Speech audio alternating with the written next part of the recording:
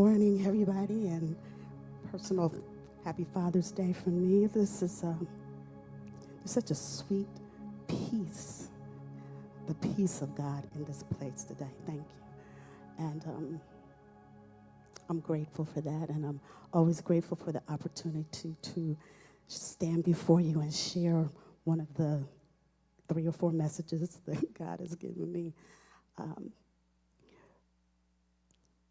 We are in a very precarious place in our world and within the body of Christ.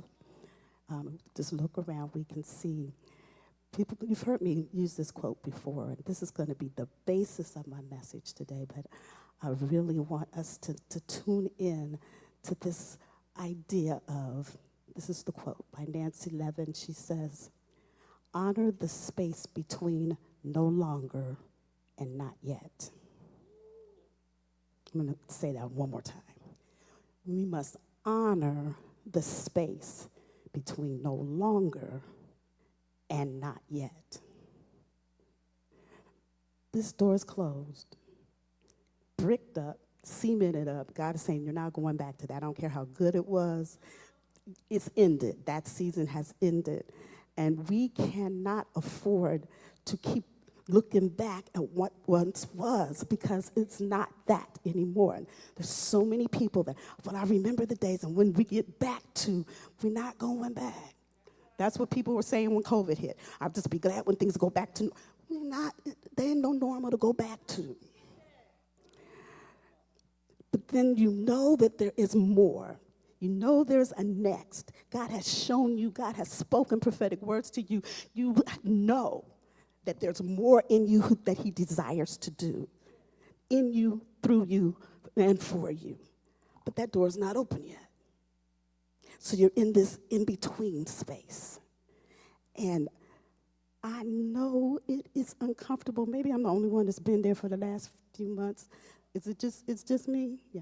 Because what I recognize, if you're attached to this house, we are in that space. There's stuff we can't go back to, but what God has prepared, we don't know yet, because he has to prepare us for what he has prepared for us. And that's what that space in between really is about. And it's an uncomfortable place. And I've been saved a long time, and I've visited this place multiple times, because we will visit this place multiple times as we prepare, as God elevates, as God prepares to give us greater revelation or allow us to step further into what he has called us and created us to do. We have to go through these places because it is a place of transformation. This is what the Lord said to me. Transformation must precede transition. I'm going to say that one more time. Transformation must precede transition. And yet, transition necessitates transformation. So that space between, that uncomfortable, I can't go back, I'm lost my balance, I'm unmoored, I don't know exactly what's going on. And God is saying, don't resist the space between, because it is a place of, 1, pruning, 2, dying. I'm going to say that again. Pruning. This is not one of those messages that's going to go, oh, because I told you before, God doesn't give me the you get a car kind of messages. That's just not how he deals with me. Because the reality is, this place is a place of maturation and perfecting. There's just some stuff you can't take to your next. And you can prolong your place in between because you're resisting the dying and the pruning. If you join us on Thursday night, you know we've been walking through the Gospel of John for I don't know how long. And we've been in chapter 15 for the last few weeks. And what I realized, Pastor Deborah, when that we hear the whole thing about, you know, if you're bearing fruit, then God's going to prune you. If you're not bearing fruit, he's going to cut. It's cut either way. And we don't like the idea of cutting. But you know what I realized as I was restudying John 15? Pruning is a reward for bearing fruit. We don't think about cutting as a reward. God's cutting, and you're saying, yes, cut some more. Cut. We're not doing that most of the time. But it's a reward because you're bearing fruit, and he wants you to bear more. So we're trying to get away from the pruning and the cutting and the dying. But God is saying, I got more. And we resisting, it must be the devil. Nah, it's not the devil. God is pruning you. I don't know if anybody else feels it in the room. You're being cut, you're being pruned. The stuff that you were used to is not there anymore. You just kind of like, oh, when does this stop? He's saying, for the body of Christ, it's time to grow up, to step into deeper levels of maturation. If you're in this place in between and you ain't, okay, I was an English teacher, I do know how to. But if you ain't dealt with some of those things, the gossip, the busybody, the saying one thing and living something else, you're going to be in that place a long time. Because this is not a place where you're waiting for God to do what you want him to do. This is a place of alignment. It's not, God, I want, and I'm waiting for you to. God is not saying, it's not about what you want, dear. It's about being in alignment with me. And that means that we don't always get what we want. I just had a song pop into my head, but I'm not going to go there. David says, I got a song for everything. And they're not all Christian songs, so I'm not going to go there. I can say this. It's not Burger King. You can't have it your way.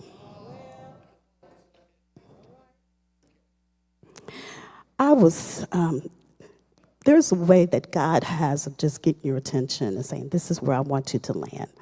So a couple of weeks ago, I'm doing a Bible plan, a chronological Bible through the year.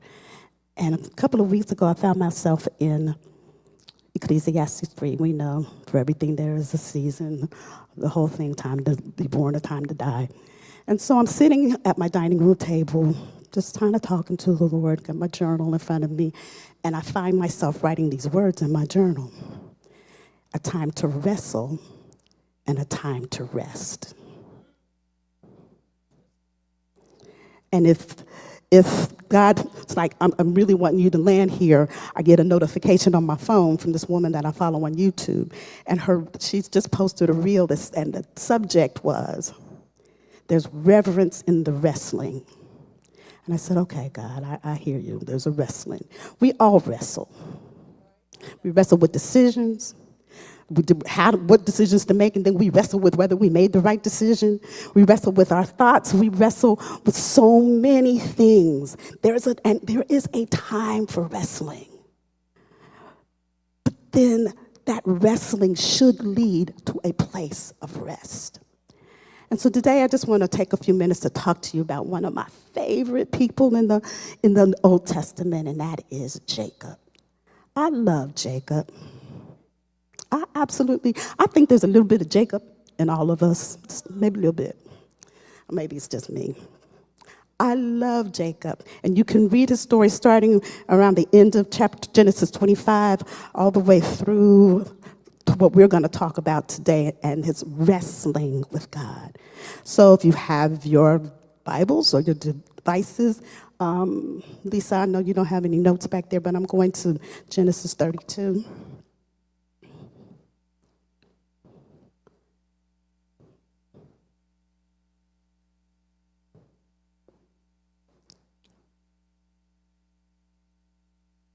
And I'm starting at verse 24. And I'm reading from the New King James Version. This is funny. I can't see you all if I take my glasses off, but I can't read this if I keep them on. And it reads, Then Jacob was left alone, and a man wrestled with him until the breaking of day. Now, when he saw that he did not prevail against him, he touched the socket of his hip, and the socket of Jacob's hip was out of joint as he wrestled with him. And then he, it's capitalized in my Bible, so speaking about this person, this man that Jacob is wrestling with, but it's capitalized, so let me go, for the day breaks. And he, Jacob, said, I will not let you go unless you bless me. So he said to him, what's your name? He said, Jacob. And he said, your name shall no longer be Jacob, but Israel, for you have struggled with God and with men and have prevailed.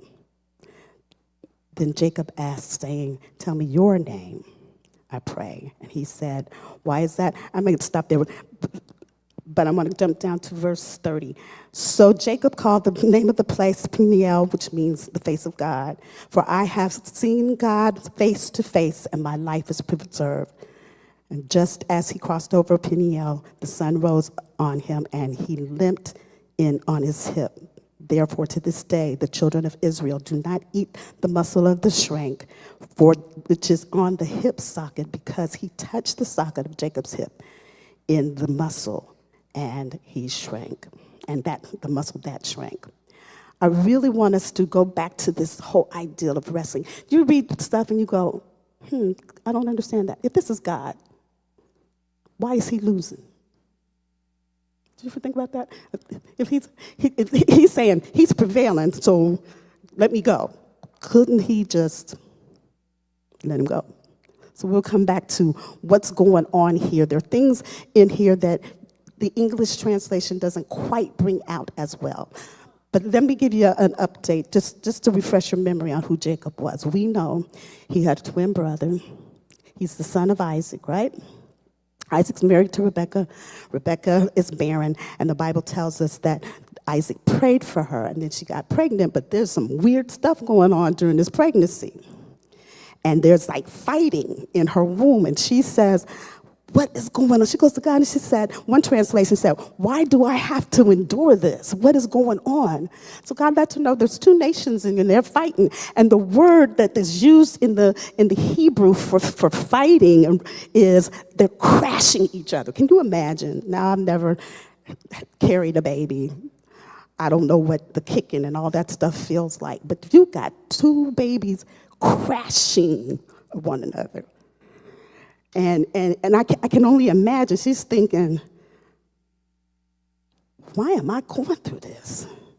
And God reveals to her, there are two nations, there's these two brothers, they're fighting before they even get in the world. And then he says to her, and the oldest shall serve the youngest. So then Esau's coming, and Esau's born, and Jacob's got his hand right on his heel, like, I want to be first. I want to be first. Like, I'm just trying to pull back. And we know, we hear these names, that names have meanings. Let me get my notes going here. And so they name him Jacob, which means supplanter, heel grabber. It really means to follow at the heel, to overreach, to circumvent, to trip up, to take by the heel, to supplant. A supplanter is someone who takes the place of another, usually by force or strategy or scheming or underhanded tactics. One who grabs another's place. That's what Jacob's name means. So now if you, just imagine, every time your mother or father calls you, they're saying, come here, little supplanter. Come here, little manipulator. Come here, little schemer. Because names in that culture, unfortunately not as much in our culture, because we watch what we name some of our children, if it meant the same, but your name embodied your personality, your character. So you're hearing this, and I know Rebekah told him, this is what God said before you were born. You're supposed to get that blessing. You're supposed to get that birthright. Esau's supposed to serve you. I know she told him. And she probably told Isaac, but it's not looking like it's going in the right direction because Isaac loves Esau. Now, here's the deal, y'all. And I want you to think about some things that God has said to you. The promise, before Rebekah knew, God had already chosen Jacob. Before Rebekah knew, God had already chosen Israel. And if God has promised it, it's a done deal. Now, I want you to think of some things that he's promised you that you have not yet seen. It's a done deal. The problem was, let me back up a little bit. Most scholars will tell you if you do the math, Abraham was still alive when Esau and Jacob were born. And he probably lived for about 15 years of their lives. So in this society, I can see Esau and Jacob sitting around Grandpa and listen to the stories about back in the day when I was in Ur of the Chaldees, God appeared to me. And he gave me this wonderful covenant promise, and he's breaking it down, all the things that God said, and Isaac's there going, yeah, and I remember when, and Esau is sitting there like, I just want to go hunting. Please stop talking. You've ever been to a family reunion, and the oldest person is just telling you back in the day stories, and all you want to do is go play. So Esau's like, can we just go shoot something? I mean, just go somewhere. But Jacob is hanging on every word.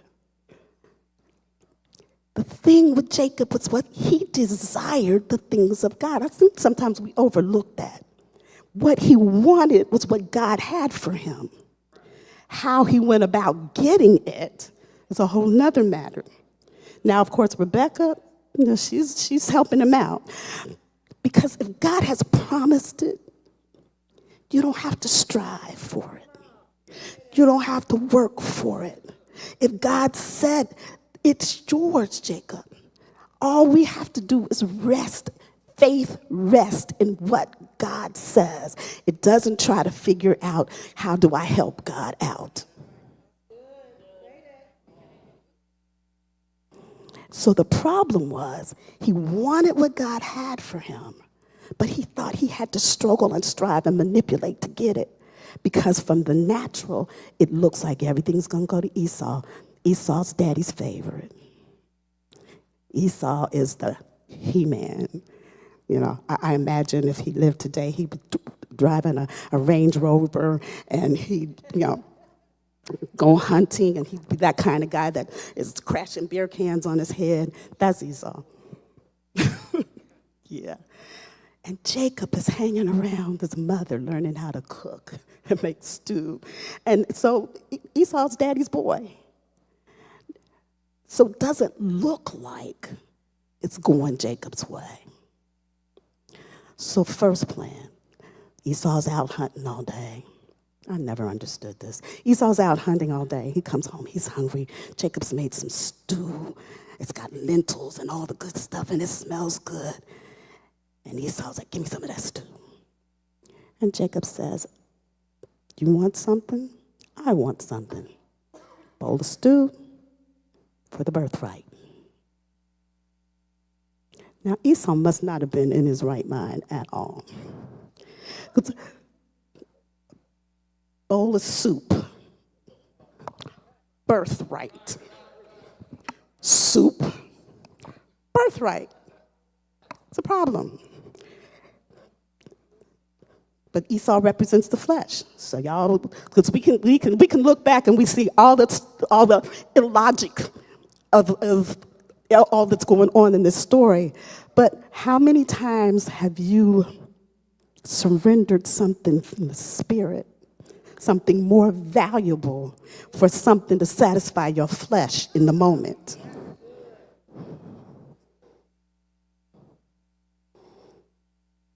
The birthright was what would go to the head. Everything that included that double portion. You're now going to be the head of the family. Everything that's a part of the covenant blessing goes to you. So everything that God has spoken to Abraham typically was supposed to go to the firstborn. And Esau is going, well, what is a birthright to me if I die of hunger? Like, really? Are you that hungry? And then Jacob makes him swear an oath. Really, I want to make sure, swear an oath, the birthright is mine. Esau swears it on over. Now, we don't take covenant oaths as seriously because we break them all the time. But once he swore that oath, he could not change his mind. If he did change his mind, he wasn't getting his birthright back. It was serious. But here's the question I want you to consider. If you manipulate and buy things that God has already promised are yours, are you ever really sure that it's yours if you had to manipulate it to get it?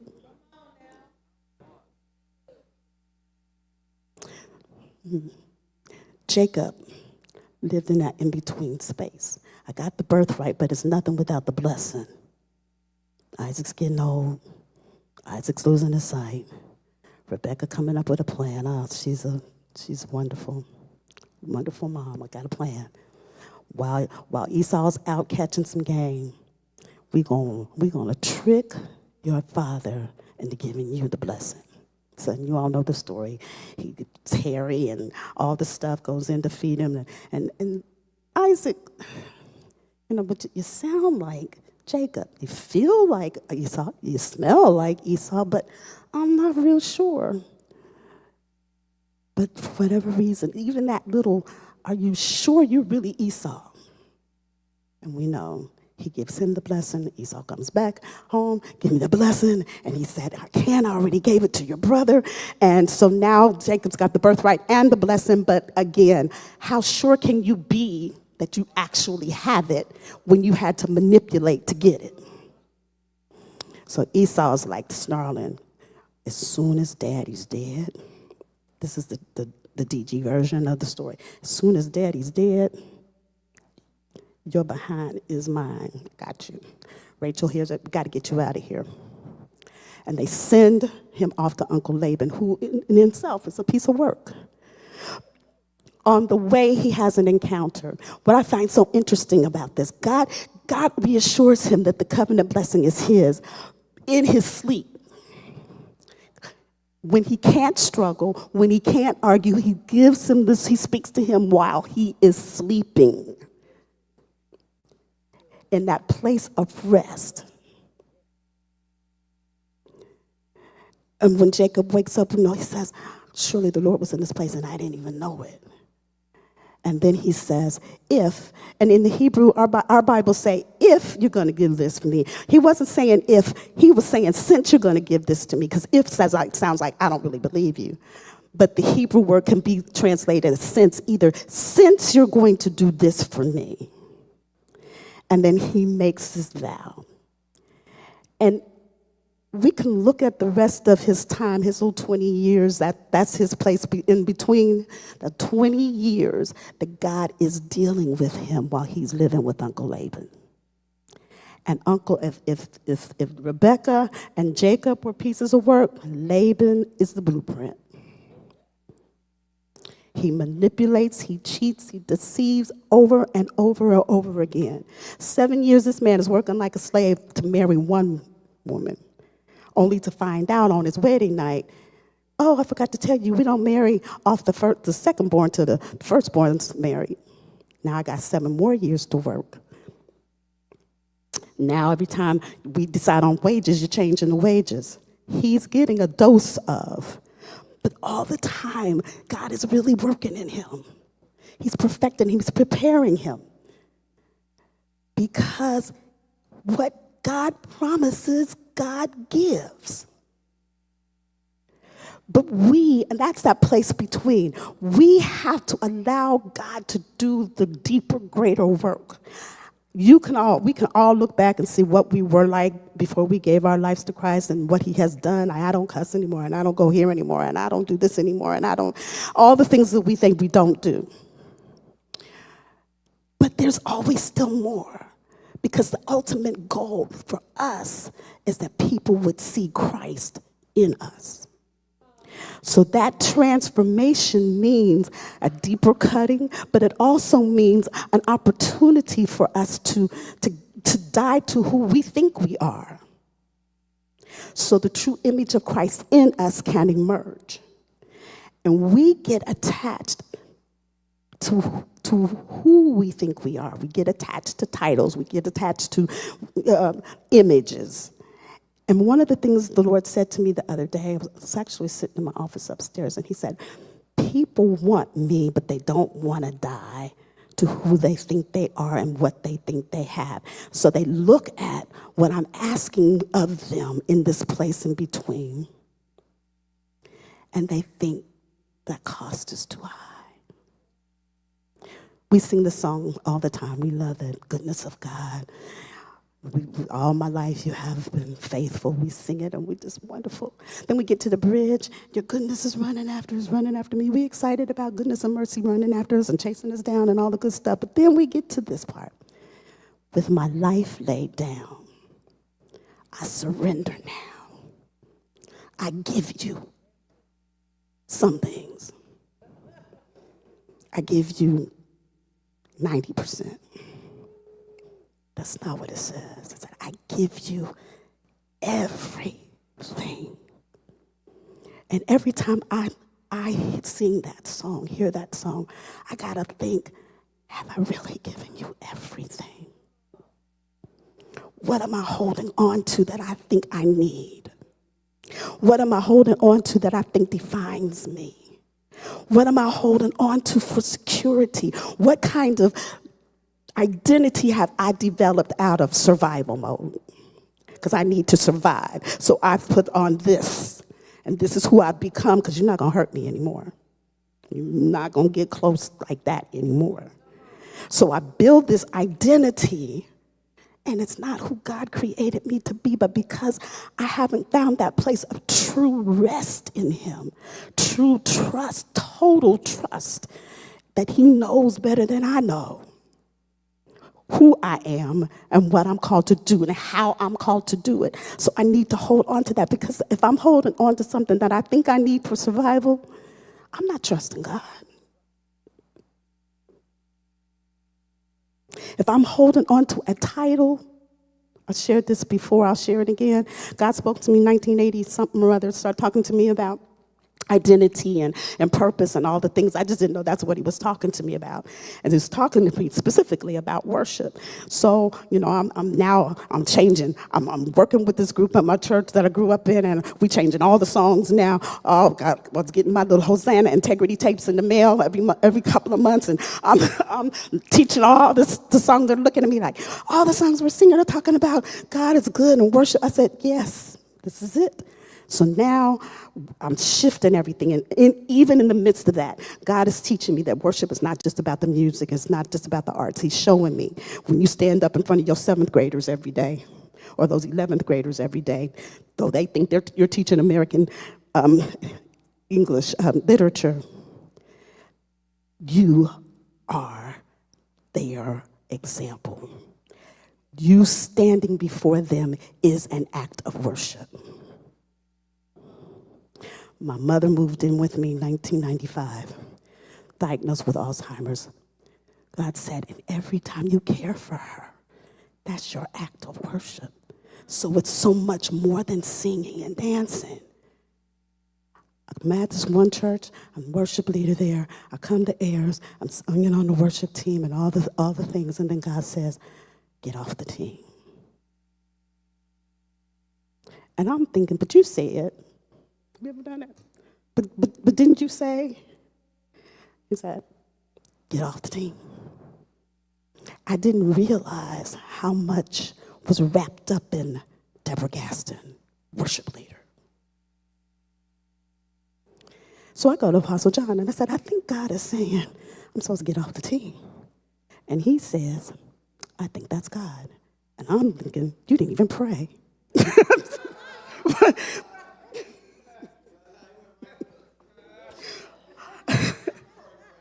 So for a season, which seemed like a long season, but had I not been obedient, I don't know what would have happened had I not been obedient. So I'm off the team for maybe almost maybe almost 4 years. But that was the time he was letting me see some other things that were in me and developing some other things. Had I been so devoted to Deborah, worship leader, we wouldn't have had MAP. We wouldn't have, that prophetic thing would have been, I don't know where it would have been. And so he was showing me, one, who you are without a title. And there's so much more in you that is worship. That was a space between. I'm stripping you of what you think, who you think you are, so I can show you who I really created you to be. And all of us will find ourselves, I don't care how long we've been saved, until we see Jesus split the sky, we in process. There's always something he's going to show us.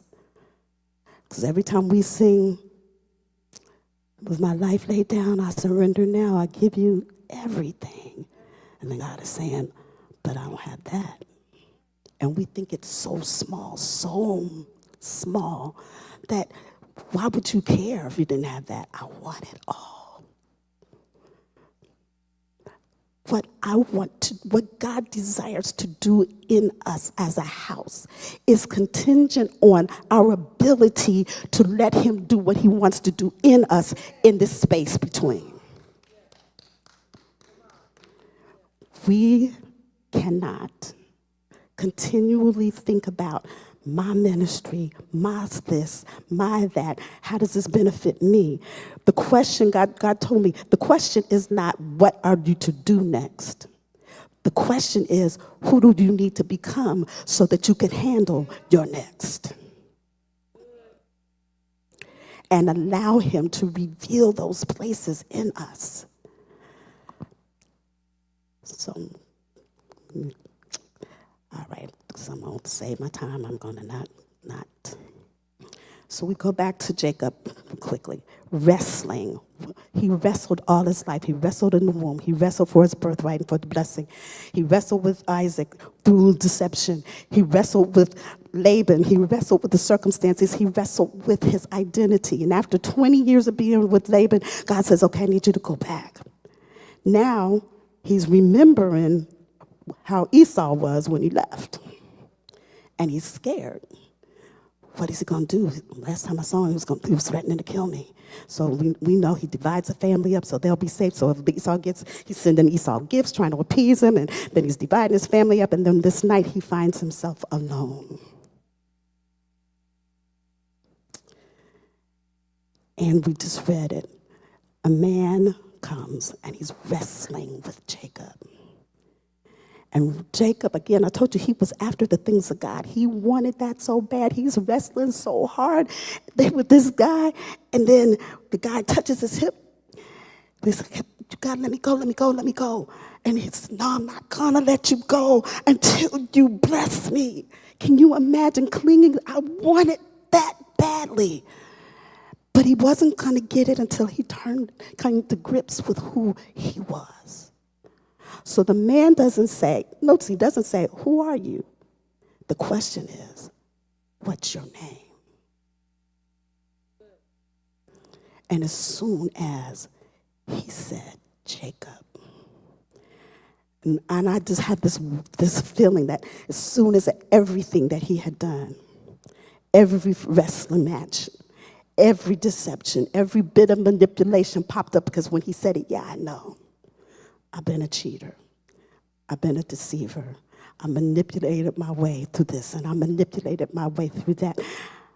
That's who I've been. And then God is able to say, but this is who you are now. So you're wrestling in this place between is an end to who you thought you were. All of that is gone, so now I'm able to show you, you have wrestled. God prevailed. God's always prevailing. But the prevailing is now you know that that's gone. You're acknowledging who you've been, what you've done, by just saying your name. And now I can show you who I've always known you to be. And for many of us, this is the place we are in. God says, I want to show you more of who you are. John writes in his first epistle, it doesn't yet appear what we shall be, but we know When he appears, and that word appears can also be translated when he is made visible, when he manifests, when he is seen. When he appears, we will be like him, for we will see him as he is. Now, I know we always associate that with the rapture. Jesus is coming back, and we're going to see him in all his glory, and we're going to be changed in the twinkling of an eye, yes. But sometimes we miss a present reality because we're always looking to the future. It does not yet appear, heirs, what we shall be. It does not yet appear, Carol, what you shall be. It does not yet appear, Pastor Deborah, what you shall be. But we know. We know. And I didn't look this up, but I pretty much think that's the word gnosko, which means through experience. It's a knowledge, it's not a head knowledge. It comes from experiencing an encounter. We know we'll be like him when we see him, when he appears, when he's made visible, when he manifests himself, however he chooses to manifest himself, when we get a revelation of who he is. We'll be like him, for we will see him as he is. The more I gaze into his word, the more I spend time with him and allow him to reveal himself to me, the more, that's what 2 Corinthians 3:18 is about. The more I gaze into his glory, the more I behold his glory, the more I'm changed into the image that I'm beholding. And then people can behold him in me. It does not yet appear what we shall be. But sometimes we're going to have to wrestle with who we've been and allow God to do the work and let who we've been, good, bad, or indifferent, because we want to hold on to the good. We don't have a problem with the bad stuff. Most of us. Take this away, God. I know it's standing in the way. But sometimes we got to let go of some of the good stuff too. Lay it down, wrestling. Because we're going to wrestle, we're wrestling. He said, I want it. You said, because Apostle John used to always say, things that God cannot get us to say, he can get us to sing. So I can, with my life laid down, I surrender now. I give you everything. Okay, I'm coming for that right now. The gracious thing, the wonderful thing about God is that he doesn't come for all of it at the same time. It would wreck us if he did. So he'll come and you'll think you're okay. And then he comes back and says, okay, we're going to deal with this. Okay, I'm coming back a little bit later. We're going to deal with that. And we wrestle. But the wonderful thing is if we are willing to let him do what he desires to do, if we are willing to acknowledge where we are, who we are, he will show us who he's always known us to be. And that person is the one that can carry the weight that's on the other side of not yet. So then the question is, what's your name? No, what's your name?